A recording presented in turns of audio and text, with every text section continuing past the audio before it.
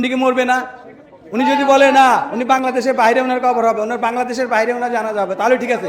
আমরা তো বাংলাদেশে বসবাস করি, বাংলাদেশে থাকতে হবে। এক একটা জুলাই যোদ্ধা আবাবিল পাখি, আবাবিল পাখি হয়ে আমরা এই যে ডক্টর ইউনূসের যেই বাসভবন যমুনাতে, ওখানে গিয়ে এক একটা পাথর করে নিক্ষেপ করবো। ওই পাথরগুলো আল্লাহর গজব হয়ে পড়বে। কেন আজকে আমরা এখানে এভাবে গিয়ে দাঁড়াবো?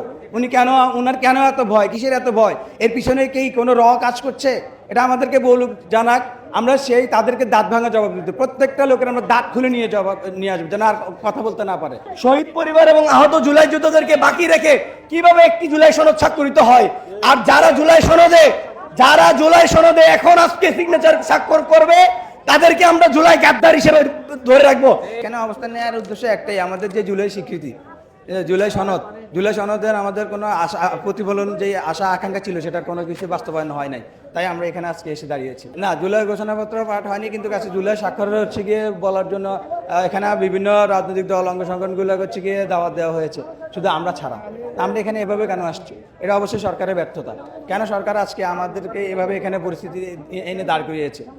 এটার জন্য অবশ্যই ডক্টর ইউনূস দায়ী। আজকে আমরা জুলাই যোদ্ধারা, মনে রাখবেন, এখানে যারা আছি, এক একটা জুলাই যোদ্ধা আবাবিল পাখি হয়ে আমরা এই যে ডক্টর ইউনূসের যেই বাসভবন যমুনাতে, ওখানে গিয়ে এক একটা পাথর করে নিক্ষেপ করবো। ওই পাথরগুলো আল্লাহর গজব হয়ে পড়বে। কেন আজকে আমরা এখানে জবাব দিতে, প্রত্যেকটা লোকের আমরা দাঁত খুলে নিয়ে আসবো, যেন আর কথা বলতে না পারে। কেন আমাদের সাথে আপনার এভাবে পায়তারা করতেছে তারা আমাদের এই সনদ নিয়ে? এটা আমাদের যৌক্তিক দাবি। কেন তারা আমাদের সাথে এই ফাজলামিগুলো করতেছে?